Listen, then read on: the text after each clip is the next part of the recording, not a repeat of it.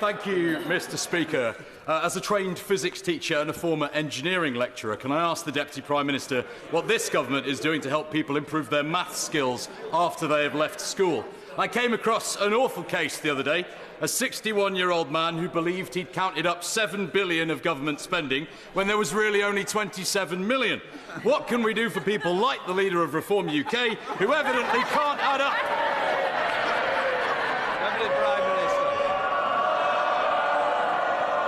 Mr Speaker, my honourable friend highlights an important fact. Reform sums simply don't add up. He'll be pleased to know that we're investing £136 million for skills boot camps, and I will be sure to send the details to the honourable member for Clapton. That completes Deputy Prime Minister's questions. We'll let the front bench change over.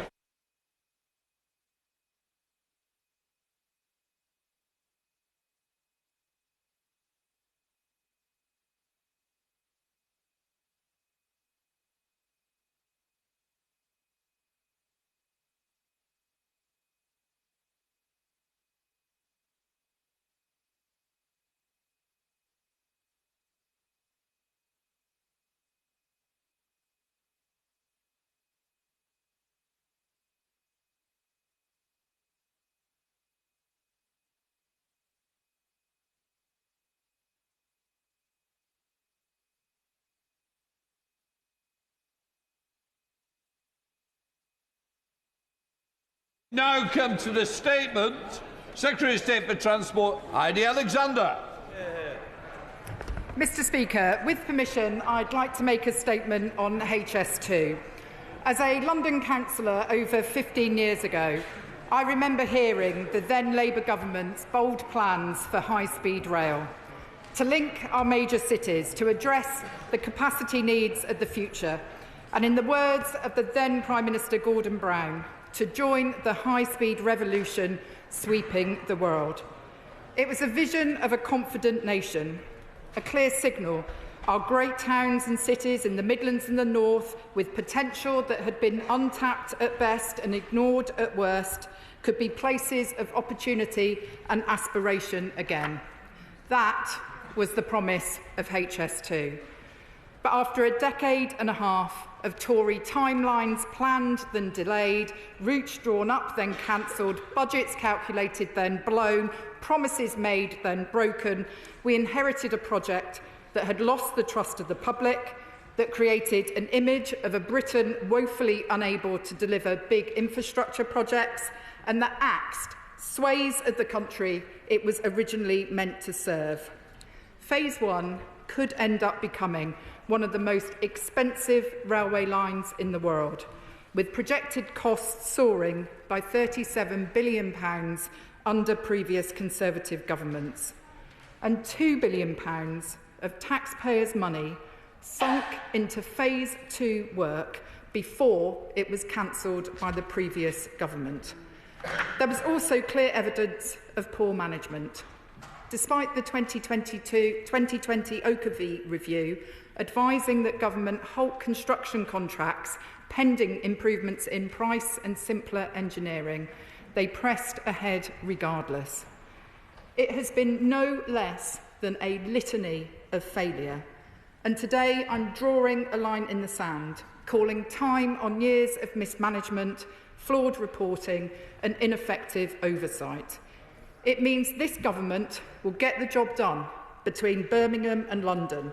We won't reinstate cancelled sections we can't afford, but we will do the hard but necessary work to rebuild public trust, and we've not wasted any time. Since July, we have appointed new leadership of HS2 Limited to turn this project around.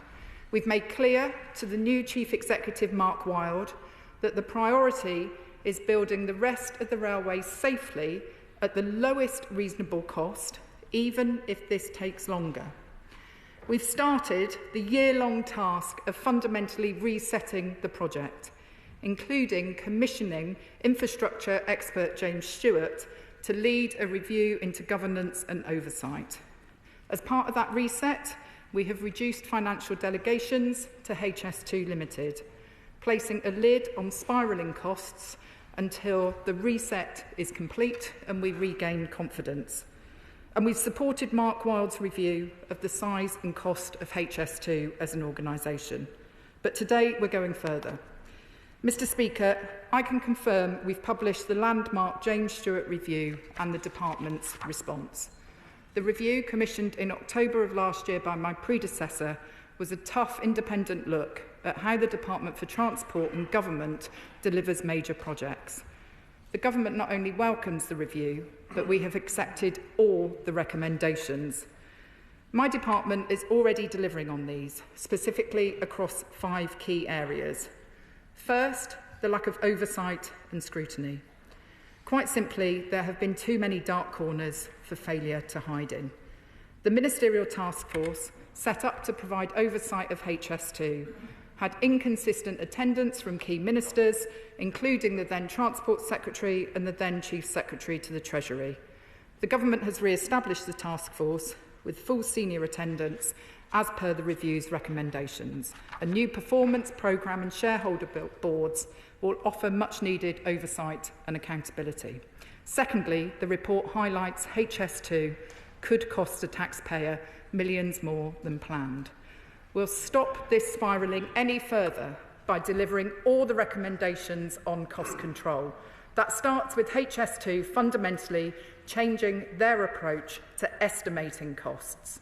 It includes certainty over funding, which the spending review has given. And it also means HS2 working with suppliers so their contracts incentivise saving costs for taxpayers. As far as I'm concerned, suppliers should make a better return the more taxpayer money they save. Thirdly, the review identified a deficit in capability and skills, with a fundamental lack of trust between my department and HS2 Limited. I am clear both capability and cultural issues within HS2 must be addressed. The new Chief Executive is already strengthening the organisation, including filling critical gaps in areas such as commercial expertise. And he will be backed by Mike Brown, announced today as the new chair.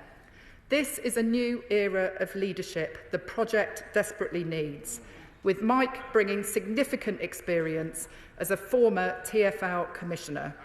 Mark and Mike were part of the team with me that turned Crossrail into the Elizabeth line.